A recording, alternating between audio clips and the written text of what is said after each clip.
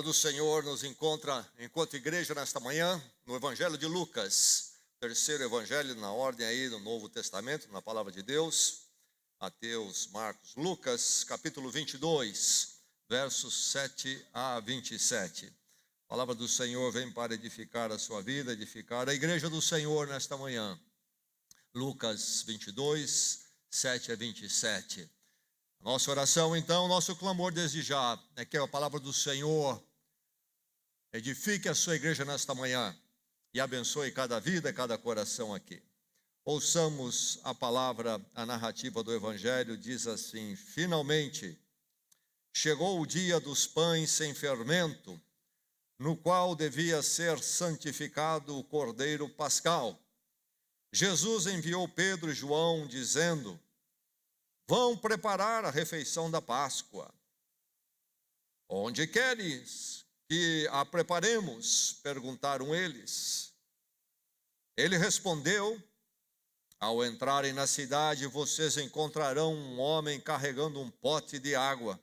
Sigam-no até a casa em que ele entrar e digam ao dono da casa: o mestre pergunta onde é o salão de hóspedes no qual poderei comer a Páscoa com os meus discípulos. Ele lhes mostrará uma ampla sala no andar superior, toda mobiliada. Façam ali os preparativos. Eles saíram e encontraram tudo como Jesus lhes tinha dito. Então, prepararam a Páscoa. Quando chegou a hora, Jesus e seus apóstolos reclinaram-se à mesa. E Jesus lhes disse: desejei ansiosamente comer esta Páscoa com vocês antes de sofrer. Pois eu lhes digo, não comerei dela novamente até que se cumpra no reino de Deus. Recebendo um cálice, ele deu graças e disse: tomem isto e partilhem uns com os outros, pois eu lhes digo que não beberei outra vez do fruto da videira até que venha o reino de Deus. Tomando o pão, deu graças, partiu-o e deu aos seus discípulos, dizendo: isto é o meu corpo dado em favor de vocês, façam isto em memória de mim. Da mesma forma, depois da ceia, tomou o cálice, dizendo: este cálice é a nova aliança no meu sangue, derramado em favor de vocês. Mas eis que a mão daquele que vai me trair está com a minha sobre a mesa. O Filho do Homem vai, como foi determinado, mas ai daquele que o trair. Eles começaram a perguntar entre si qual deles iria fazer aquilo. Surgiu também uma discussão entre eles acerca de qual deles era considerado o maior. Jesus lhes disse: os reis das nações dominam sobre elas, e os que exercem autoridade sobre elas são chamados benfeitores, mas vocês não serão assim. Ao contrário, o maior entre vocês deverá ser como o mais jovem, e aquele que governa como o que serve. Pois quem é maior, o que está à mesa ou o que serve? Não é o que está à mesa, mas eu estou entre vocês como o que serve. Esta é a palavra do Senhor. Quem tem ouvidos para ouvir, ouça. Rua Coronel Teófilo Leme, número 212, aqui no centro de Bragança. Havia ali um pequeno salão. Hoje já não existe mais, existe uma outra construção. Mas naquele local, no dia 7 de setembro de 1935, às 19h15, um grupo de 14 pessoas se reuniu. 14 crentes, 14 pessoas crentes batizadas se reuniram e se organizaram na igreja, então, Batista de Bragança Paulista, a Igreja Batista Celebração. 14 pessoas reunidas naquela noite, oficialmente fundaram, estabeleceram esta igreja. O que é que eles estavam fazendo? E o que é que esta igreja tem feito por 89 anos? Tem celebrado a mesa. Décadas celebrando a mesa. Isto, não mais que isso, não menos que isto. Celebrando a mesa. Uma mesa especial, uma mesa específica, mas uma mesa.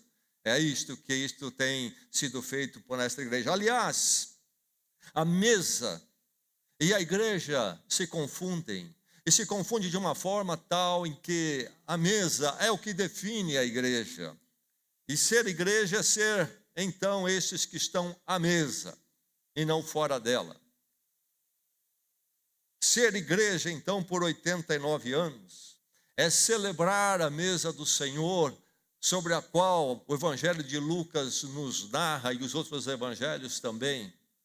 E então, vivenciar e ser esta família na mesa do Senhor. 89 anos fazendo isso, celebrando a mesa. 89 anos celebrando a mesa. Pontualmente, cumprindo a ordem do Senhor, quando então o pão e o cálice são usados. E depois, continuadamente, entre essas celebrações da mesa, celebrando a mesa enquanto família, enquanto comunidade, enquanto serve, enquanto cultua, enquanto glorifica. Celebrando a mesa. A mesa do quê? Que mesa é esta? É mesa de uma obra concretizada. É a mesa de uma obra que está realizada, efetivada, não há o que tirar e nem pôr, está realizada de uma vez por todas. O sacrifício de Jesus Cristo foi realizado na cruz. E foi realizado de uma forma plena e perfeita. E pontualmente, então, ali todo o poder foi conquistado. Para que a igreja pudesse existir, o povo de Deus pudesse acontecer, através do alcançar vidas perdoadas por este sacrifício dele. Jesus disse: façam isto em memória de mim. Lemos no texto. Eis o mandamento, eis a ordenança. Façam isto em memória de mim. E desde aquele tempo até hoje, estamos falando aí de um período de aproximadamente 2000 anos. Por 2000 anos a igreja de Jesus Cristo tem consistentemente cumprido e obedecido a esta ordenança. Façam isto em memória de mim.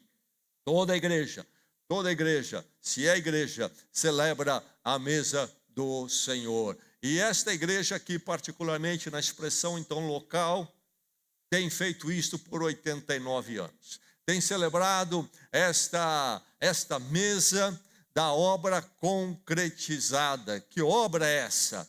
É a obra da graça de Deus. Isto é, Cristo se deu em nosso lugar. Uma dádiva de Deus.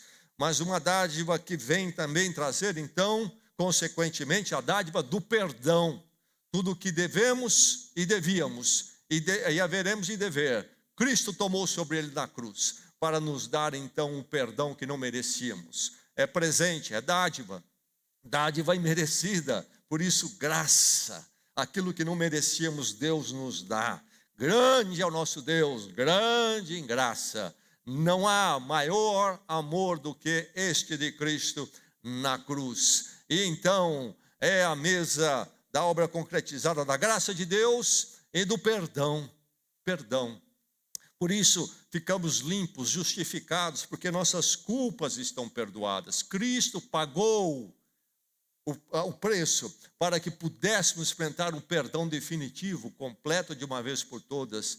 E por isso, então, nesta graça, nesse perdão, podemos andar com Deus, podemos ser de Deus. A santidade e a justiça dele pode nos aceitar como limpos, porque fomos perdoados pela sua graça. E podemos, então, ser dele, hoje e para sempre. E por isso podemos participar da família do povo dele, a igreja dele. Uma obra realmente concretizada, não há o que faltar. Esta obra concretizada da graça, do perdão, da reconciliação com Deus e por isso a mesa da esperança. Jesus Cristo disse: eu não comerei de novo esta mesa até que se cumpra no reino de Deus. Nós, cheios da graça de Deus, tomados pelo perdão pleno com Deus e andando em reconciliação, relacionamento com Deus, nós olhamos para frente e para frente. O melhor está por vir. O melhor está por vir. Há um reino nos esperando. Então, toda tristeza, toda derrota terá ficado para trás. E finalmente estaremos no reino glorioso do Senhor. Nós atravessamos então esta vida na graça do Senhor, no perdão do Senhor, na certeza de que somos dele, que ele nos conduz e sabendo que ele está nos dirigindo através de todas as lutas para um fim glorioso. A força da esperança toma conta do nosso coração e das nossas vidas. Celebrando então a mesa desta obra concretizada, realizada perfeitamente, ninguém pode acrescentar nada, tudo o que nós precisamos foi feito ali e está pronto. Jesus Cristo, aliás, quando ele está com seus discípulos, está celebrando ali a mesa e a ceia, então, ele diz: este é o sacrifício dado a vocês. E ele coloca então, antes do seu sacrifício, aquilo como algo já realizado, porque a mesa é a expressão de algo já realizado. Mesmo antes, como depois, pontualmente realizado, esta obra perfeitamente concretizada. Isto é celebrar a mesa, é celebrar essa obra concretizada. Por isso, nós podemos celebrar, e a mesa nos leva a celebrar, esta unidade que é possível, uma unidade viabilizada. Nós temos o quê? Nós temos o grande aglutinador que nos atrai para si, nos atraindo para si.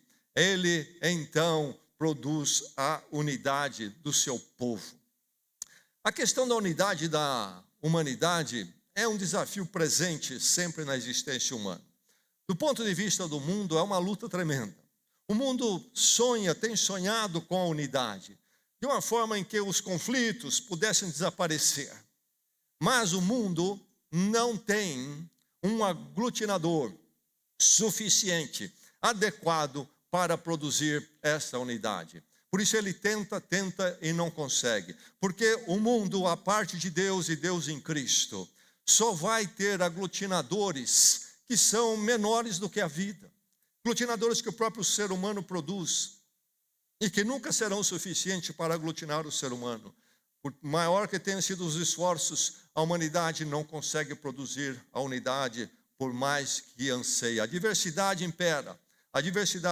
Mas nos nossos tempos, há uma nova tentativa. E a tentativa é enfatizar o quê? A diversidade. A diversidade. E não se fala da unidade. Já percebeu isto? Fala só da diversidade. Talvez o mundo chegue à frustração dos seus próprios esforços. Os seus próprios esforços pela unidade se frustraram.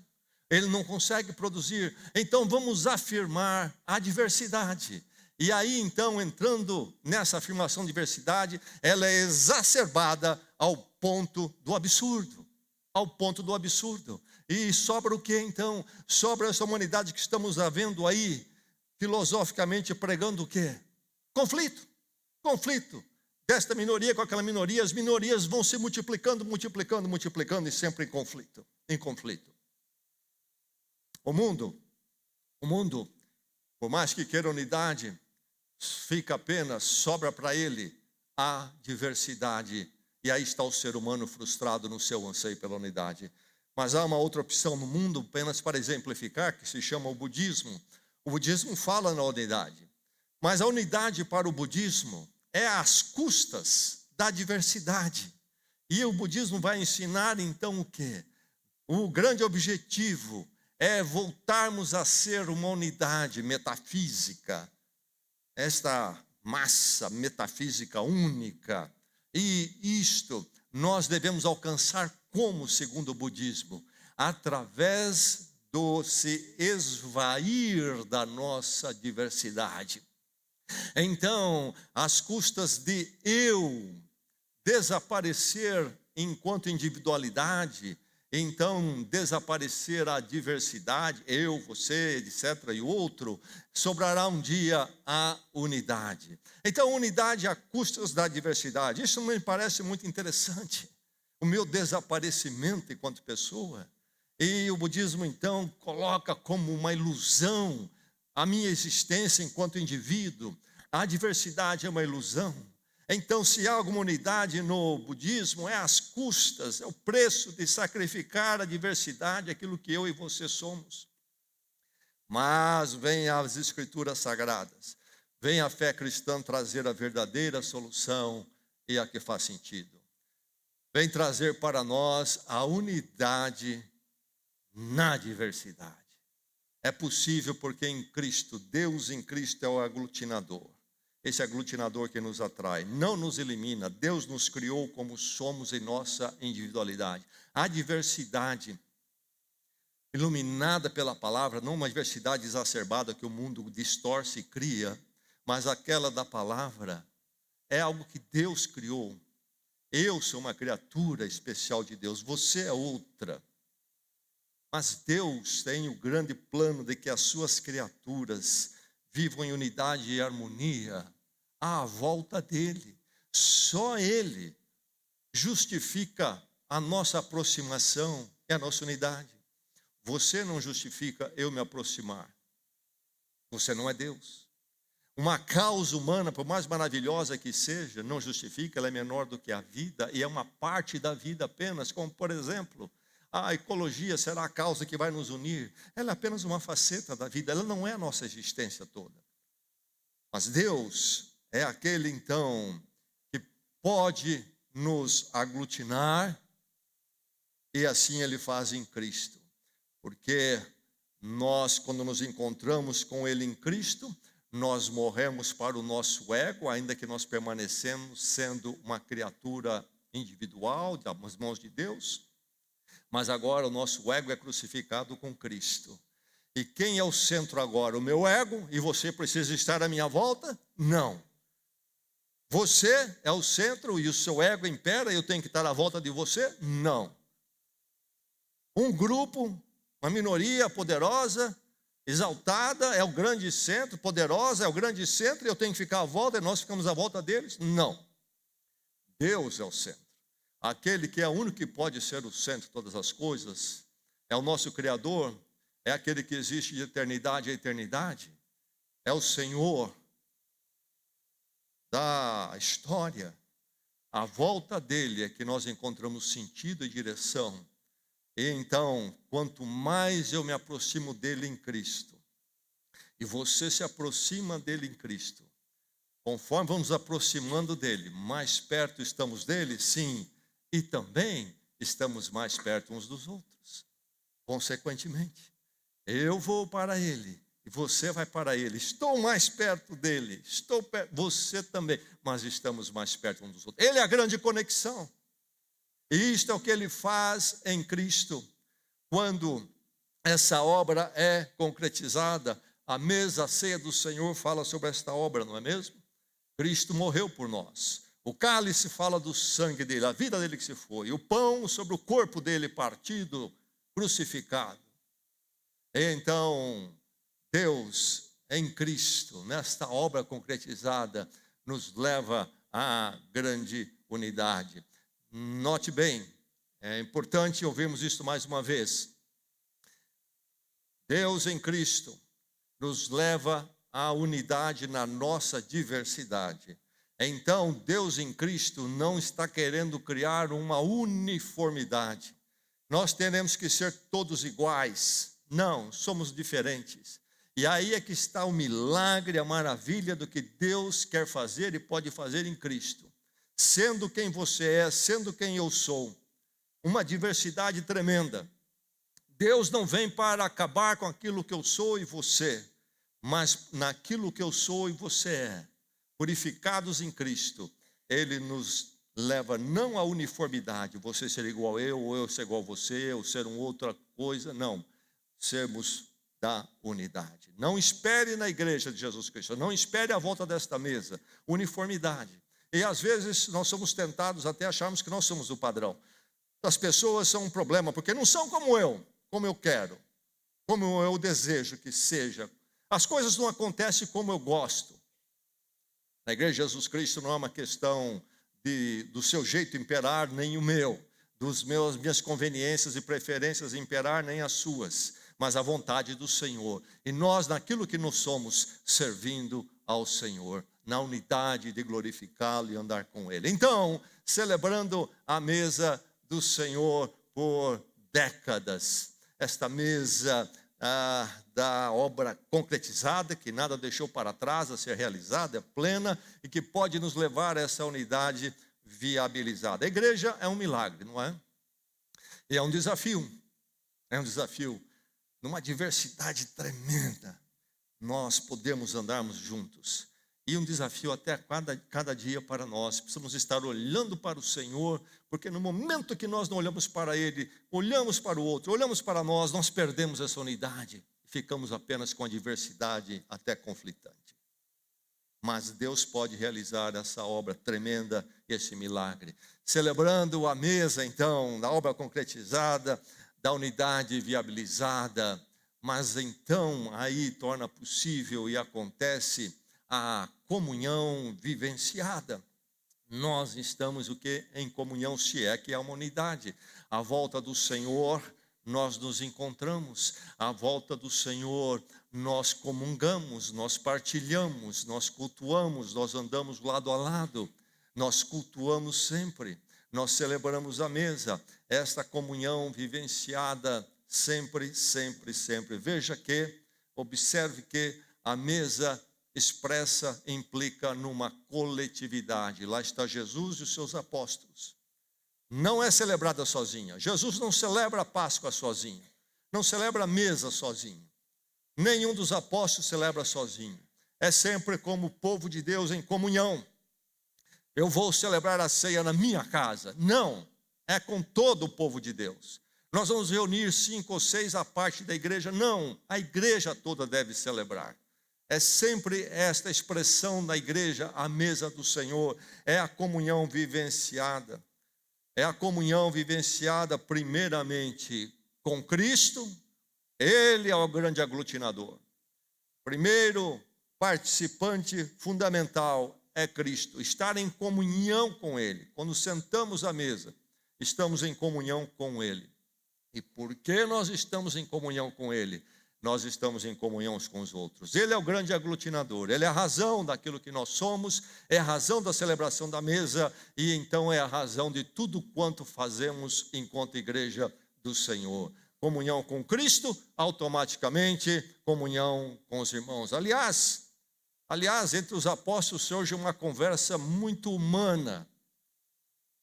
Você notou? E uma conversa que vira e mexe brota em algum coração. Qual era a conversa entre eles ali naquele momento de celebrar a ceia? Quem de nós é o maior? Veja só como eles tinham tanto ainda a entender. Talvez até tinham entendido em termos de princípios intelectuais, mas não da atitude de coração. Quem é o maior entre nós? Será você? Quem será? Será eu? E Jesus traz então a grande verdade cristã. Qual é? Aquele que lidera, na verdade, é servo. E Jesus coloca ele como exemplo. Quem é o maior? É o que está servindo a mesa ou é o que está desfrutando da mesa sentado a ela? E Jesus diz, eu, sendo quem eu sou, estou servindo vocês. Grande ação de ser servo, ser líder servo. É a mesa, então, que proporciona esta comunhão, vivenciar desta comunhão.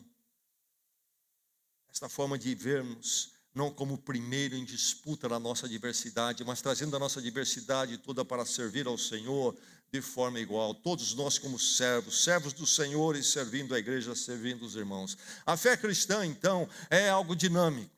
Acontece em meu coração, acontece em seu coração, sim, mas nos leva a uma interação. Se você diz, eu tenho a fé cristã, e você não está impulsionado a vivenciar a comunhão, a ser igreja, sentar à mesa, participar da mesa, você não entendeu a fé cristã. Realmente não chegou a você. Porque quando ela chega, ela me empurra para a comunhão. É o que Jesus Cristo diz. Fazer isto em memória de mim. Sentem-se sempre a essa mesa. Repitam isto em memória de mim. Então, em memória não de vocês, mas de mim. Então, sentando à mesa, pensando em mim, vocês estarão juntos e estarão interagindo uns com os outros, partilhando uns com os outros. Grande mesa. Essa mesa celebrada por séculos, foi celebrada por esta igreja também por 89 anos. Celebrando a mesa da obra concretizada, desta unidade viabilizada, desta comunhão vivenciada. Esta mesa celebrada pontualmente, fazemos uma vez por mês. Não é só nesse momento, mas ela é aquilo que então direciona e permeia tudo o que nós fazemos nos momentos antes e após a celebração desta mesa. Um crente chegou a um ponto de frustração e ele disse: estou há 30 anos ouvindo sermões, cultuando e celebrando a ceia. 30 anos fazendo isto. E eu nem me lembro mais das celebrações das ceias, o que foi feito, tanta ocupação, tanto tempo dado a isso, e repetindo, eu já nem me lembro mais do que eu fiz, eu não estou vendo muita razão de continuar com isso aí. A gente faz e fica no passado e, não sei, se justifica. Então, quem ouviu, um outro irmão em Cristo ouviu isso dele e respondeu para ele: sabe, há mais de 30 anos, eu faço as minhas refeições na minha casa, em geral minha esposa prepara. 30 anos sentando àquela mesa na minha casa e comendo aquela comida conforme está na mesa. Eu quero dizer para você que é mais de 30 anos, e se você me perguntar os cardápios, eu posso citar um ou outro, mas realmente não vou lembrar de todos eles de jeito nenhum. Comi, mas esqueci deles. Mas eu quero dizer para você, sabe por que eu estou em pé aqui na sua frente falando com você? É porque por 30 anos eu comi aquelas refeições. Sabe por que nós estamos aqui?